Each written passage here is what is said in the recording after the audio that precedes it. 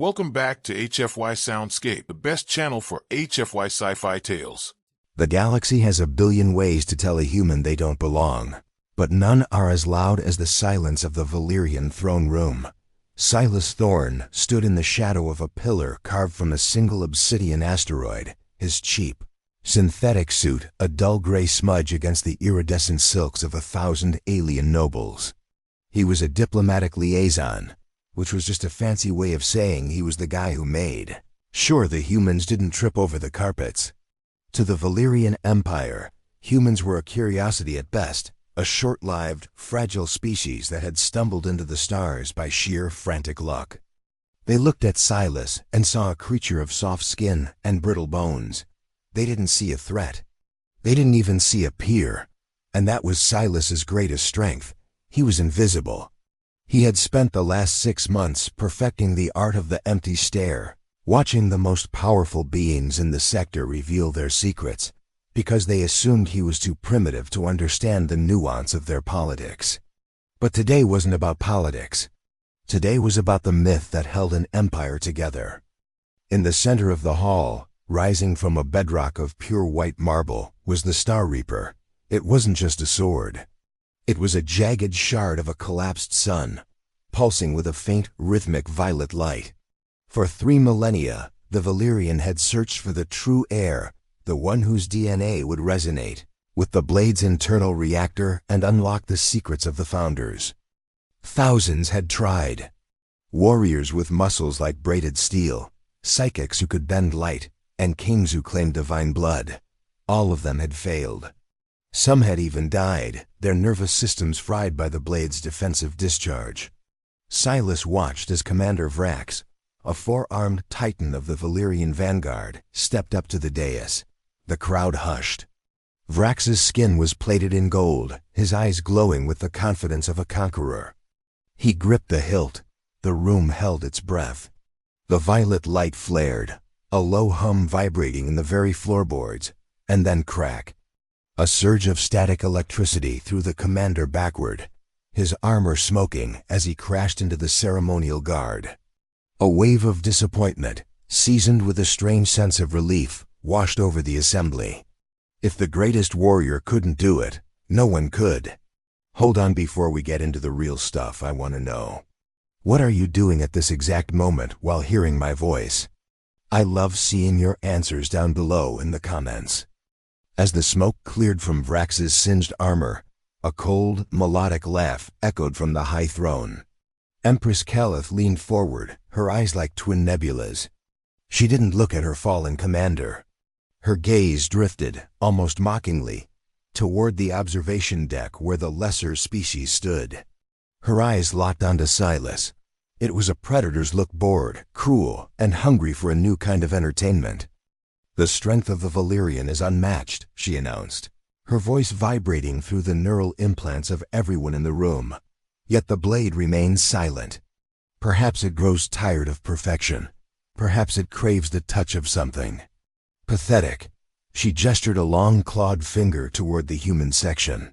You, the little ape in the gray suit. Come, show us the might of Earth. The silence that followed was heavy enough to crush a man's lungs. Silas felt the eyes of 10,000 superior beings burning into him. He wasn't supposed to be part of the show. He was supposed to be the witness. But as he looked at the Empress's mocking smile, something ancient and stubborn stirred in the marrow of his bones. Humans weren't the strongest. They weren't the oldest. But they were the ones who didn't know when to quit. Silas took a step forward, then another. He walked past the fallen commander, past the sneering high priests, and stood before the pulsing violet shard. He could feel the heat radiating from it, a warmth that felt strangely familiar, like a sun-drenched afternoon on a planet he hadn't seen in years. He reached out his hand. Behind him, he heard the Empress whisper to her handmaidens, a joke about how long it would take to sweep up the humans' ashes. Silas didn't care. He closed his fingers around the hilt. The moment his skin touched the cold metal, the violet light didn't flare. It vanished. The entire room plunged into a terrifying, absolute darkness. The darkness wasn't just an absence of light. It was a physical weight. For 3 heartbeats, the most powerful empire in the quadrant was blinded, frozen in a void that smelled of ozone and ancient dust. Then, the sound started. It wasn't the hum of a machine or the crackle of electricity. It was a scream. Not a human scream, but the high-pitched, harmonic wail of metal being woken from a 3,000-year slumber. A single point of light ignited at the center of the dais. It wasn't violet anymore. It was a blinding solar white. The light bled through Silas's fingers, making the bones in his hand visible like a morbid X-ray. The Empress surged to her feet, her regal composure shattering as she shielded her eyes. "Guards!" she shrieked, her voice cracking. "Kill him! He is desecrating the relic." But the guards couldn't move. The floor of the grand throne room, that indestructible marble bedrock, was vibrating at a frequency that locked their joints and scrambled their sensors. Silas, however, felt nothing but a strange, terrifying calm. The heat he had expected to burn him away was gone. Instead, a rush of data, memories, and sensations flooded his mind. He saw the birth of the Valerion Empire, not as a glorious ascension, but as a theft. He saw the founders they worshipped, and he realized with a jolt of adrenaline that they looked nothing like the Valerion. They looked like him. The Star Reaper wasn't a sword. It was a key. A biometric lock designed to respond to a specific genetic markers that had been lost to the stars for eons, until a backwater planet called Earth started, sending its children into the void. Silas exhaled, a breath he felt he'd been holding since he left orbit. He pulled. There was no resistance. The blade slid from the stone with the sound of a silk ribbon being drawn through water. The moment the tip cleared the pedestal, a shockwave erupted from Silas. It didn't knock people over. It stripped away their illusions. The holographic banners of the Valerion flickered and died. The glowing ornaments of the high priests went dark. The entire room was illuminated solely by the white fire in the human's hand. The Empress stood frozen, her jaw trembling. The pathetic ape was standing in the center of her sanctum, holding the source of her civilization's power as if he were born to it. The mocking laughter of the court had been replaced by a sound far more satisfying, the sound of 1,000 elites realizing they were suddenly the ones at the bottom of the food chain. Silas lowered the blade, the tip humming inches above the floor. He looked up at Kaelith, his eyes reflecting the white sun of the sword. "You wanted to see the might of Earth, Your Majesty?" Silas's voice was quiet, but in the absolute silence of the room, it boomed like thunder. "I think your sword has been waiting for someone who knows what it means to actually work for a living." Kaelith's face turned a mottled shade of purple. Her pride was a physical thing, and it was being shredded in front of her entire court. You have stolen it," she hissed, though she didn't dare step closer. "You used some primitive human trickery, some magnetic pulse. Give it back, or I will have your species wiped from the star charts." Silas didn't flinch. He felt the sword's hilt pulse against his palm, almost like a heartbeat. He realized then that the sword wasn't just a weapon or a key. It was a transmitter, and it was already sending a signal out into the deep black. "You can't take back what was never yours, Kaelith," Silas said, dropping the formal titles. "The sword didn't wake up because I'm a warrior. It woke up because I'm a descendant of the people who built this place. People your ancestors served as janitors." A gasp of pure horror rippled through the nobility. To suggest the Valerion were once servants was the ultimate heresy. The commander, Vrax, managed to find his footing, his 4 hands reaching for the heavy plasma disruptors at his hips. "Drop the relic, human, now, or I will turn your body into a smear on this marble." Silas looked at the massive warrior, then back at the sword. He felt a sudden, intuitive understanding of the weapon. It wasn't just a blade, it was a command console. He didn't need to swing it, he just needed to think. As Vrax drew his weapons, Silas tightened his grip. The white light of the sword turned a jagged, angry red. The air in the room suddenly became 10 degrees colder. "I wouldn't do that if I were you," Silas warned. But the commander was already pulling the triggers. The twin plasma bolts screamed across the hall, streaks of searing blue light aimed directly at Silas's chest. The courtgoers ducked for cover, expecting to see the human vaporized instantly. But Silas didn't move. He didn't even blink. He simply tilted the blade of the Star Reaper. The red light emanating from the sword didn't just block the plasma, it swallowed it. The bolts hit an invisible barrier a foot away from Silas, swirling into a vortex of energy that the sword sucked into its core. The blade hummed a deep, satisfied note, glowing brighter with the stolen energy. Vrax froze, his primary fingers still twitching on the triggers. He had never seen a weapon that could eat plasma. "My turn," Silas whispered. He didn't swing the sword like a barbarian. He flicked the wrist, a gesture no more violent than a conductor leading an orchestra. A wave of kinetic force erupted from the tip. It wasn't a beam of light. It was a ripple in reality.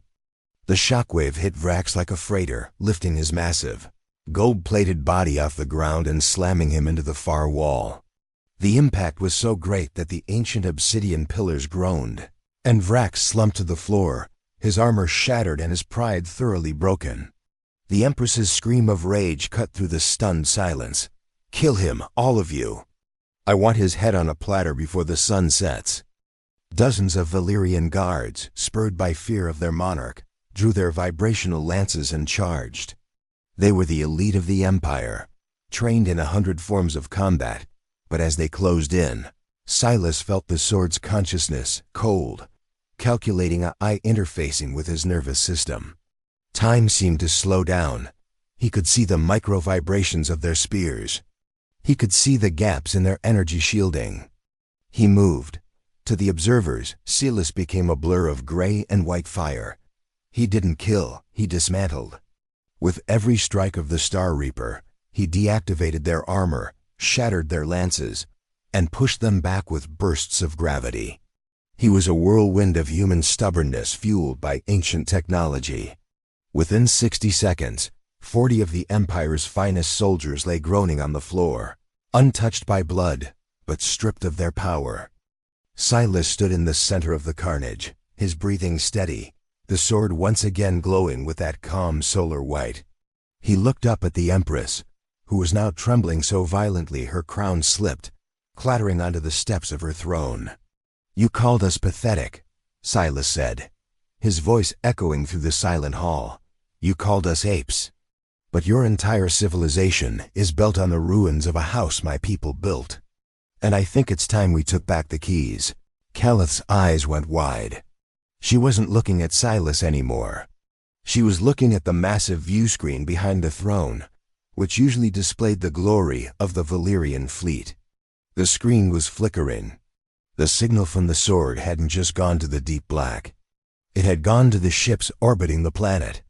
A notification icon appeared on the screen, a symbol no Valerian had seen in 3,000 years. It was the crest of the Sol system, and every ship in the Valerian Navy was suddenly reporting a total system override. The Empress looked at Silas, her face pale with a realization that transcended her ego. What have you done?" Silas smiled, a small tired grin. "I didn't do anything, Your Majesty. I just answered the phone." Suddenly, the ceiling of the grand throne room, a feat of engineering that had stood for millennia, began to retract. Not because of a command from the palace, but because the sword had told it to. Above them, the sky was no longer the peaceful violet of the Valerian homeworld. It was filled with the silhouettes of massive, blocky ships that looked nothing like the elegant curves of the alien fleet. They were human ships. And they weren't here for a diplomatic summit. The massive vessels hanging in the atmosphere didn't look like the sleek bird-like frigates of the Valerian. They were brutalist slabs of steel and tungsten, covered in sensor arrays and railgun batteries. They were the product of a species that had spent centuries fighting for every inch of air they breathed. As the clouds parted, the sunlight glinted off the hull of the lead ship, revealing a name etched in letters the size of city blocks: the Resolute. The Valerian nobles were in a state of pure, unadulterated panic. They were a race that valued aesthetics and divine right. To see the sky filled with the raw, industrial might of a lesser species was like a nightmare made of iron. This is impossible. Kaelith shrieked, clutching the arms of her throne. Humanity has no such fleet. You are a Tier 4 civilization. You trade in raw ores and primitive textiles. Silas didn't look up at the ships. He kept his eyes on the Empress. The Star Reaper in his hand began to pulse and sync with the humming engines above. That's the thing about humans, Kaelith. We're very good at keeping our best tools in the basement until we actually need them. We didn't want a war. We wanted to see if you were as enlightened as you claimed to be. He took a step toward the throne, the white light of the blade casting long, terrifying shadows. But today, you didn't just mock a man. You mocked the creators of the very technology that keeps your atmosphere breathable and your ships in warp. Did you really think the founders just disappeared? They didn't. They went home to wait and see what you'd do with their gifts. The Empress's laughter was gone, replaced by a frantic, jagged breathing. You are the founders? We're what's left of them, Silas corrected. And we're very disappointed in the neighbors. Suddenly, the air in the center of the room shimmered. A teleportation beam, far more advanced than the crude light transfers the Valerion used, deposited 3 figures onto the marble floor. They weren't wearing suits or gowns. They were wearing tactical environmental armor, their visors polarized to a deep obsidian. They didn't bow. They didn't hesitate. They marched straight to Silas and snapped a sharp, rhythmic salute. "Reporting for duty, Ambassador Thorne," the lead soldier said. His voice was gravelly, filtered through a high-end comms unit. "The fleet is in position. All Valerian defense platforms have been locked out. The Star Reaper has successfully synchronized the network." The court watched in stunned horror. The diplomatic liaison was being addressed as an ambassador. The ape was the one in command. Silas nodded to the soldiers, then turned his gaze back to the Empress. "Your Majesty, I believe we were discussing the might of Earth. Now you have a choice. You can continue this ceremony and acknowledge the truth of your history. Or we can let the Star Reaper finish the reboot it started when I pulled it from the stone." Kaelith looked at her guards, who were still struggling to stand. She looked at Vrax, the greatest warrior of her empire, who was currently unconscious in a pile of his own gold-plated vanity. Finally, she looked at the sword, the weapon that was currently screaming at her DNA, telling her that its true master had returned. Her lip curled in a final, desperate act of defiance. "Even if you are who you say, you are but a handful. My empire spans 1,000 systems. We will crush your Resolute with numbers alone." Silas checked his watch. "Actually, while you were laughing at me, the sword sent a command to every founder relic in your empire. Your power grids? Off. Your star drives? Locked. Your communication relays? Currently playing a loop of ancient Earth jazz." He leaned in closer, the heat of the blade making the Empress flinch. "You aren't a queen of 1,000 systems anymore, Kaelith. You're a woman in a very expensive chair, sitting in the dark." Just as the Empress opened her mouth to scream another command, the Star Reaper turned a deep, vibrating violet, the color of the Valerian's original ritual. But then it began to change again. It turned a shade of gold so bright, it felt like the sun was being born in the palm of Silas's hand. The blade wasn't just a key or a weapon anymore. It was starting to project a hologram, a map of the galaxy, but it was changing. Borders were dissolving. Systems were being renamed. And at the center of it all, a single blue marble began to glow with a terrifying intensity. The holographic map didn't just sit in the air. It expanded, filling the massive dome of the throne room until the alien nobles were standing inside a sea of stars. It was a visual history of a heist. Red lines showed the Valerian expansion, but underneath them, pulsing gold veins revealed the truth. They were merely parasitic, latching onto a network of stargates and terraforming engines built by humanity's ancestors before the Great Collapse. "You didn't build this empire," Silas said, his voice dropping to a cold, hard whisper. You moved into a furnished house and pretended you laid the bricks. The Empress looked at the gold veins, the true infrastructure of the galaxy, and saw how they all converged on a single point in the Orion Arm. Earth. The realization was a physical blow. The Valerian didn't own the stars. They were tenants who had stopped paying rent. Kaelith's eyes darted to her advisors, but they were busy staring at their own hands. The holographic light was peeling back their divine technology. Their personal shields were flickering out. Their translation devices were failing, turning their elegant speech into a series of guttural, animalistic clicks and chirps. Without the stolen technology of the founders, they were losing the very things that made them superior. Suddenly, the Star Reaper gave a sharp metallic ring. The map vanished, replaced by a countdown timer in a language Kaelith couldn't read, but she didn't need to. The red numbers pulsing in the air were universal. "What is that?" she demanded, her voice now thin and human-sounding without its electronic amplification. "What have you triggered?" "A total system reset," Silas replied. He looked up at the countdown. "In 5 minutes, every piece of founder tech in this palace and in your fleet will return to its factory settings. That means your throne won't float. Your air scrubbers will stop, and those pretty ships in the sky? They'll become very expensive gliders." The panic in the room reached a fever pitch. The nobles scrambled for the exits, but the doors, powered by the same ancient tech, had fused shut. They were trapped in a tomb of their own making, with a human holding the only light. Vrax, the commander, stirred on the floor. He groaned, pushing himself up, his forearms trembling. He looked at Silas, not with rage this time, but with a primal, terrified respect. "Why?" He wheezed. "If you are the masters, why wait until now? Why endure our insults for centuries?" Silas looked at the broken warrior. "Because we wanted to see if you could be better. We wanted to see if you'd use our tools to build something new, or if you'd just use them to bully the weak. You chose the second path." Silas stepped onto the first tier of the Empress's dais. The guards flinched, but no one moved to stop him. The white gold fire of the sword was too bright, too absolute. "The timer is at 4 minutes, Kaelith," Silas said, standing level with the Empress. "You can spend them screaming at me, or you can sign the unconditional transition of the Valerian hegemony to the Soul Protectorate. If you sign, the life support stays on.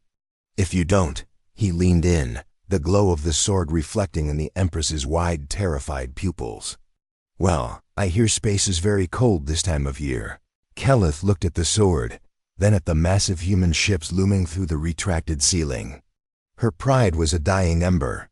She looked at Silas and saw, for the first time, not an ape, but a predator who had been playing with its prey. I cannot," she whispered, her voice trembling. "My people, they will kill me if I surrender to a human." "Then don't think of it as a surrender," Silas said, his tone turning surprisingly gentle. "Think of it as returning a lost item to its rightful owner. Starting with that sword." The timer hit 3 minutes. The lights in the hall dimmed. The temperature began to drop. A low, ominous groan echoed through the palace as the structural integrity fields began to waver. The air in the grand throne room began to thin, the rich oxygen mix the Valerian loved so much being reclaimed by the palace's life support vents. It was a subtle, terrifying sensation, the feeling of the very atmosphere turning its back on you. The high priests clutched at their throats, their ornate robes suddenly feeling like lead weights. The divinity they had claimed for centuries was being sucked out of the room by a human countdown timer. 2 minutes, Kaelith, Silas said. His voice was steady, his lungs adapted to the thinner air of Earth's high-altitude colonies. He looked perfectly comfortable, while the Empress looked like she was drowning on dry land. Kaelith's hand trembled as she reached for a holographic interface on her throne's armrest. It flickered, sparking with blue static. The Star Reaper was jamming everything, but it left one channel open, the one Silas permitted. She looked at her court, seeing the fear in their eyes. They weren't looking to her for leadership anymore. They were looking at the man with the sword. "What do I do?" She gasped. The arrogance finally bled out of her. The interface. It doesn't recognize my DNA. It never did, Silas replied, his voice echoing. It was just tolerating you. Now it's waiting for a command from a primary user. My hand on your interface, yours on the blade. A symbolic handoff.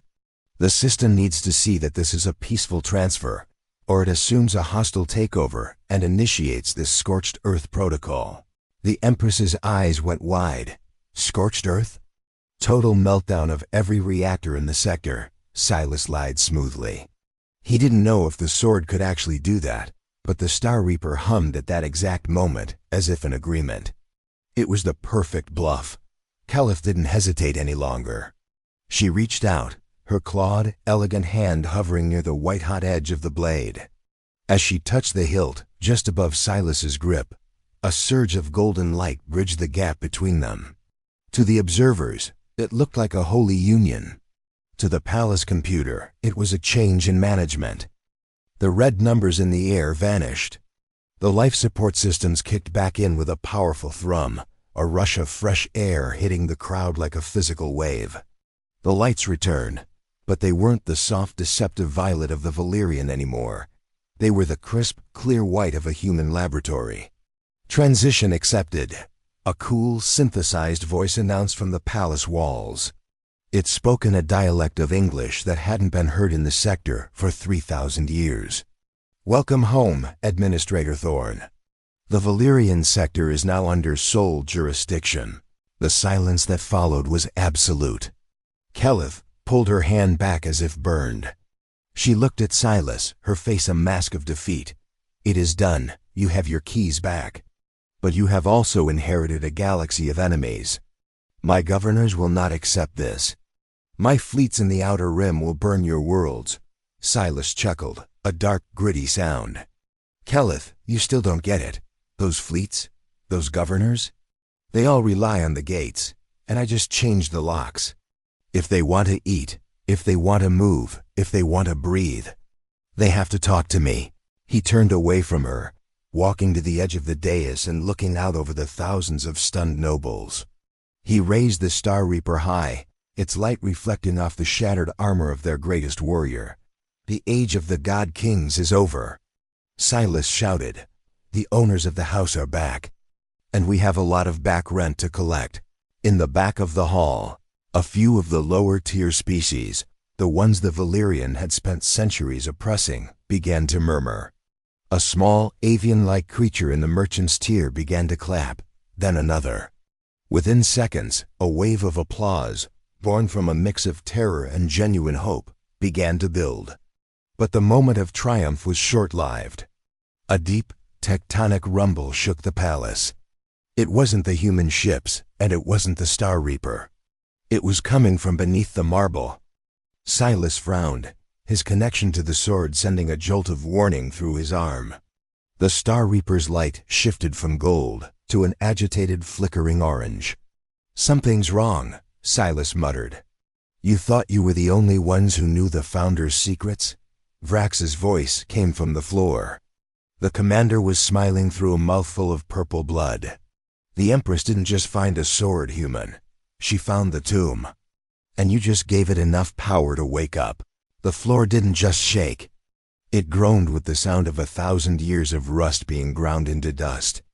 The white marble, which had survived eons of ceremonial stomps, began to spiderweb with cracks that glowed a toxic, sickly green.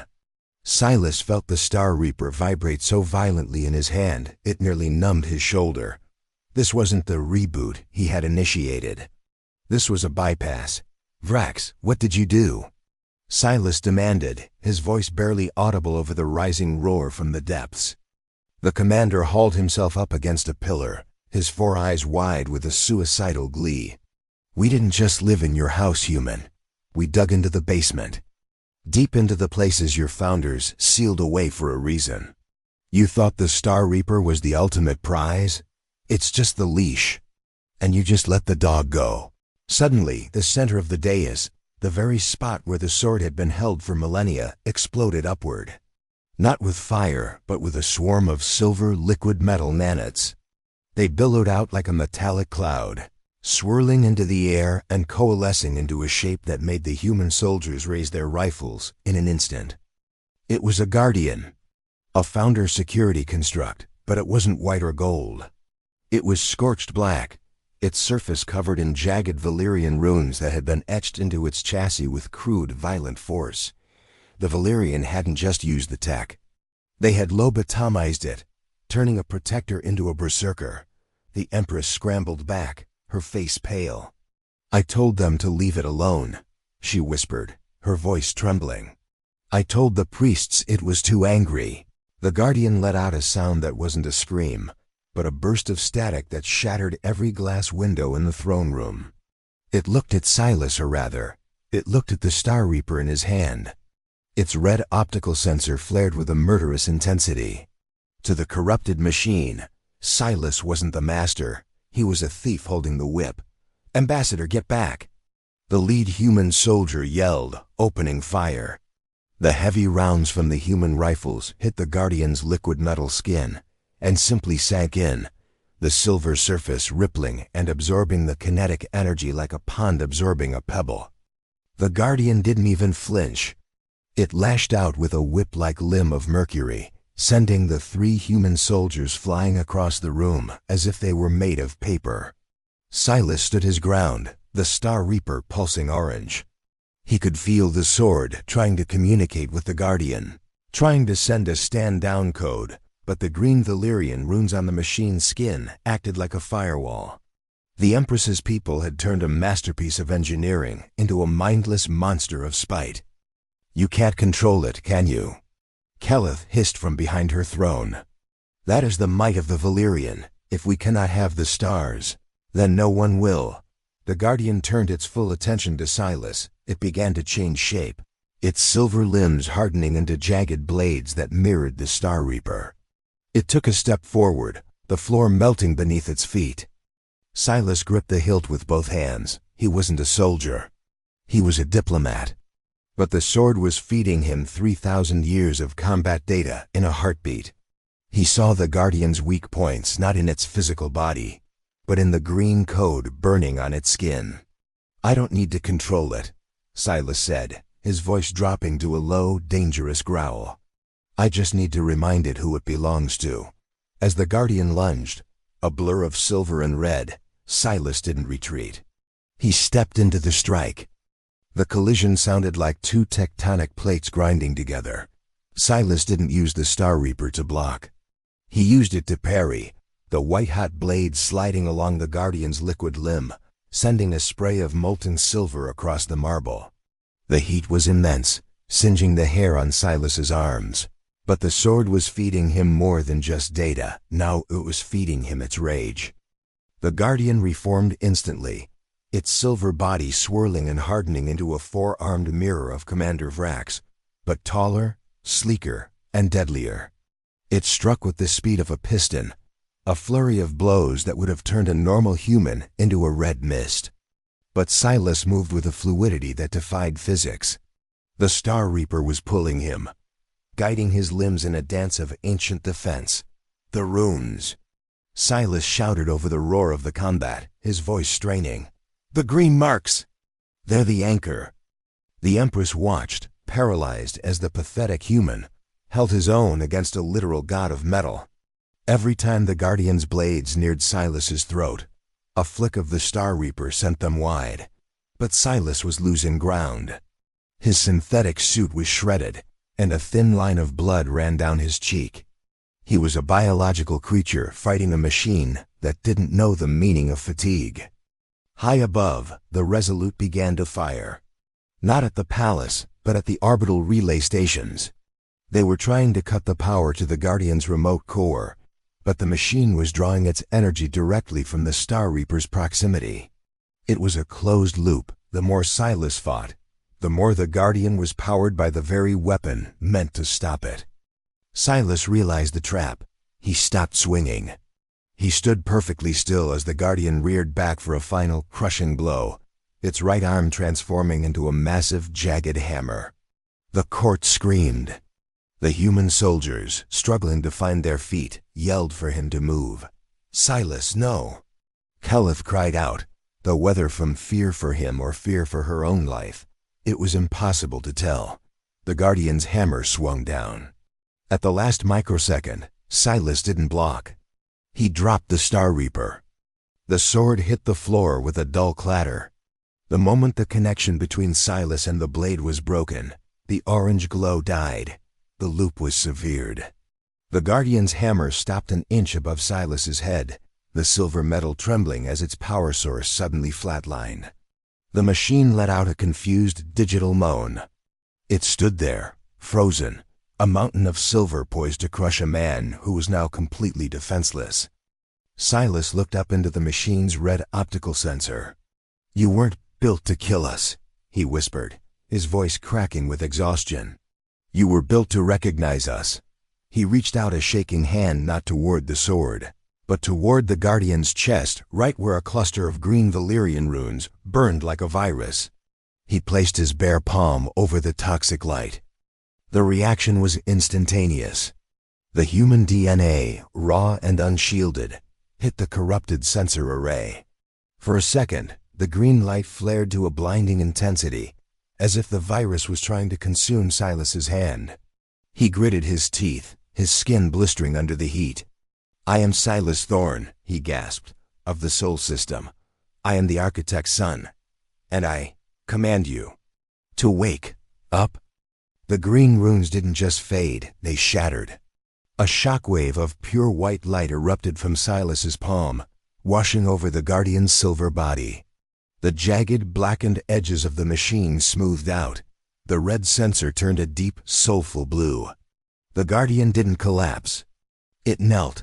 The sound of the Guardian hitting its knees was louder than any explosion. It was the sound of an entire empire's foundation cracking. The silver giant bowed its head, its liquid metal skin flowing like a calm ocean, turning from a charred, angry black to a pristine, reflective chrome. The toxic green light was gone, replaced by a soft, rhythmic blue pulse that mirrored Silas's own heartbeat. The Empress slumped against her throne, her breath hitching in a sob of pure, ego-shattering realization. The weapon she had tried to subvert, the god she had tried to lobotomize, had recognized a human's touch as its true north. Silas stood trembling, his hand red and raw from the heat, but he didn't look away. The Guardian reached out a massive, three-fingered hand and gently touched the floor next to the fallen Star Reaper. With a delicate precision that seemed impossible for its size, it picked up the blade and held it out to Silas, hilt first. It was an offering. A coronation. Silas took the sword. The moment his fingers closed around the hilt, the white gold fire didn't just return, it surged. A pillar of light shot upward from the palace, piercing the clouds and connecting with the hull of the Resolute in orbit. Every screen in the Valerion Empire, every comms link on every colony world, flickered to life. They weren't seeing the Empress anymore. They were seeing Silas Thorne, standing over a kneeling god, holding the light of the Founders. "It's over, Kaelith," Silas said, his voice now projected across the entire sector by the sword's amplification. He didn't sound angry, he sounded ancient. "The secret is out. You didn't find our ruins, you were our caretakers, and you failed. You turned tools of creation into engines of ego." He turned to the crowd of nobles, who were now backing away in a mixture of awe and terror. "For 3,000 years, you've used this technology to keep the galaxy in the dark. You've mocked the primitive humans while eating from our table. Well, the dinner party is over." Vrax, the commander, watched from the floor, his 4 eyes wet with tears of shame. He had spent his life believing he was the pinnacle of evolution. Now he saw the truth. He was a child playing with a loaded gun, and the person who had actually built the gun had just taken it back without even breaking a sweat. "What happens now?" Vrax asked, his voice a broken rasp. Silas looked up at the human ships in the sky. He could see the drop pods beginning to descend, not with bombs, but with engineers, doctors, and administrators. "Now," Silas said, "we start the audit. We're going to look at every law you've passed, every world you've conquered, and every species you've enslaved. And we're going to make it right." The Empress stood up, her regal robes torn, her crown lost somewhere in the rubble. She looked at Silas, and for the first time she didn't see an ape. She saw the inevitable. "You will be a tyrant," she spat, though the venom lacked conviction. "You will be just like us." "No," Silas replied, the Star Reaper's light softening into a warm, inviting glow. "We're going to do something you never thought of. We're going to share." Suddenly, the Guardian stood up. It didn't look at the Empress. It turned toward the retracted ceiling and let out a harmonic chime. Across the city, other relics, ancient towers, dormant gates, and hidden vaults began to glow with that same blue light. The entire planet was waking up. But as the first human drop pod touched down in the courtyard, a final, chilling message appeared on the Star Reaper's blade, visible only to Silas, a warning from the deep past that made his blood run cold. The text on the blade wasn't a victory message. It was a countdown of a different kind. Extinction-level threat detected. Sector-wide lockdown initiated. Reason: the silence has ended. Silas felt the weight of the sword grow heavy. He looked at the Empress, then at the sky where the human fleet was descending. He realized that the Valerion hadn't just been using the Founder's technology. They had been acting as a shield. Their arrogance, their noisy, sprawling empire, had been a layer of interference, masking the true signal of Earth's ancestors from something much worse waiting in the dark. By reclaiming the Star Reaper, Silas hadn't just taken the Keysill, he'd turned on a lighthouse in a sea full of sharks. "What is it?" Kaelith asked, seeing the color drain from Silas's face. "The sword. It's changing." "The sword isn't just a key," Silas whispered, the realization hitting him like a physical blow. "It's a dinner bell. We thought we were returning to claim our inheritance, but we were really just coming back to man the walls." He looked up at the Guardian. The machine was no longer looking at the nobles. Its blue sensors were fixed on the deep space beyond the atmosphere, its body shifting into a defensive stance that looked less like a guard and more like a fortress. Silas gripped the hilt tighter. The white gold light didn't fade, but it sharpened, turning into a focused beam that pointed straight into the void. "Ambassador Thorne to the Resolute," Silas barked into his comms. "Cancel the administrative landing. Tell the fleet to prime all railguns and point them at the Orion Gate. We aren't here to govern. We're here to fight." The throne room erupted into a new kind of chaos, but this time, the humans and the Valerion were on the same side of the fear. Silas looked at the Empress. She was a fallen queen, stripped of her lies, but she knew this sector better than anyone. "Kaelith," Silas said, extending his hand not as a master, but as an ally. "Your people have the numbers. Mine have the tech. If we don't stand together right now, there won't be a galaxy left to argue over." The Empress looked at the human's hand, then at the terrifying beauty of the Star Reaper. She reached out and grasped his forearm, her grip tight. "Then let us show them," she said, her voice reclaiming a shred of its former steel, "that even a pathetic species and a parasitic empire can bite when they are cornered." As the first ripples of a massive dark fleet began to tear through the warp gates at the edge of the system, Silas Thorne stood at the center of the Valerion Palace. A human diplomat, an alien empress, and a chrome god, standing against a darkness that had been waiting for the light to return. The mocked human had pulled the sword, but the story was just beginning. This is just the start of the human legend in the stars. If you enjoyed this tale of ancient secrets and human defiance, make sure to like this video and share it with your fellow sci-fi fans. For more incredible stories from the frontier of the galaxy, hit that subscribe button and join the HFY Soundscape community. Don't forget to turn on notifications so you never miss a moment of the action.